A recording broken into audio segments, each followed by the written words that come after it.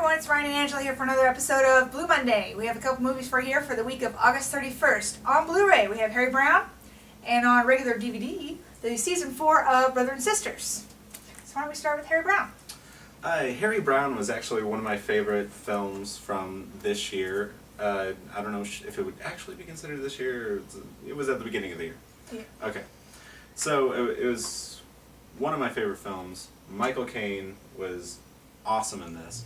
If you've seen Taken, you kind of get the premise of this old guy kicking ass. Yeah. That's basically what it. I mean, nobody's kidnapped. He lives in kind of a ghetto. His apartment overlooks a place that is high in crime, and he's witnessing these acts of violence on basically a daily basis.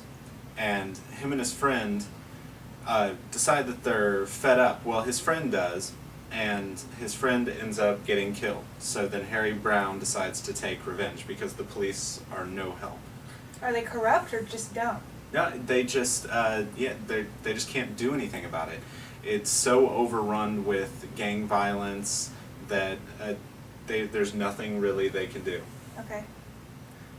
The Blu-ray transfer is amazing, and the sound is fantastic. It looks like it's a really dark film. It is. Is it, like, there's enough, I mean, it looks really good on Blu-ray, not being too dark or anything? Well, they use kind of colors and to enhance the moments. Like there's a great scene where he goes to a drug dealer's house to buy a gun, and it's all kind of yellow, and in one room it's all going to be changed by like the TV. The colors are changing. Oh, okay. Illuminating kind of. Yeah, and he goes through and they have this kind of shootout, and it's a really good movie. Special features are a little lacking, but the commentary makes it worth it. Listening to Michael Caine talk about this movie is fantastic. Oh, it's him on commentary? Yeah, and it's him and the director, and hearing them go through and talk about everything about the movie, the environments, the kids that actually lived in these ghettos, and how some of them were actual criminals that were in the movie. Oh, wow. Michael Caine talking about how he grew up in the same situation, and it's just really good. It's so interesting just to hear him talk about how he acts, and there's this one scene specifically where he's talking about, you know, what brings his ability to cry, and how he can just do it on cue. Oh, within, thinking about something? Yeah, he said, I can do it within 2 minutes, so. Wow. And I'm sure just listening to him talk is entertaining enough. He has a great accent. Yeah, and it's kind of funny too, because Michael Caine is making fun of the movie as they go through. So the opening titles, if you've seen the movie, you'll know what I'm talking about. Hary Brown is very small, and it says Hary Brown is Michael Caine is Hary Brown, and Michael Caine got pretty making fun of that on the commentary, saying, "Oh, my name's gonna be huge." And then his name's really small. And then the director goes in to kind of back him up and be like, "No, we did that because Hary Brown's a small person in a big world, and he's just a nobody." And he's like, "Yeah, we should have made my name bigger." Oh, so he's got a sense of humor. That's good. Yeah, it's a really nice look into movie making, and Hary Brown is definitely a fantastic movie, and I suggest you at least see it. But for me, Hary Brown is a buy it. All right. I'm looking forward to seeing it now. Okay. Well, now, the season 4 of Brothers and Sisters is an ABC show that's been on for a few years now. I hadn't really gotten into it much. I kind of knew a general basis of it, so I had to kind of get a little backstory going here. This is a story of a family and just their drama within the family. It's not like, you know, Desperate Housewives where it's neighbors, or Grey's Anatomy where it's co-workers. This is same kind of crap, but just it's with brothers and sisters and moms and uncles and whatever else. They're like a real wealthy family too. Yeah, they're a big, expensive family in LA or, you know, California, and so, you know, one of them's running for Senate, another one owns a winery, and then just this and that. And they have the differences between their political views. You know, there's homosexuality in there. There's death. There's mistresses. There's all kinds of things that a lot of people's families will go through. But this is kind of all collaborated into one big family.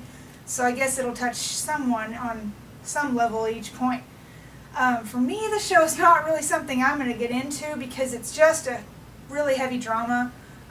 Like Grey's Anatomy is very heavy drama. If you love that show, now if you love it for the drama, you're going to love this. If you're loving it for the medical mysteries. Now when you mean drama, because you like Mad Men and stuff, what kind of drama are you talking about? I mean, like, you know, hair pulling kind of drama. Yeah. Not, yeah, like Mad Men is sophisticated, like we're just going to smoke a lot of cigarettes and have nameless sex with you and not remember you in the morning. But this is like the day after kind of drama, I guess you would say, where there isn't that in Mad Men. So, obviously you're going to have to be invested in the show to be into the 4th season.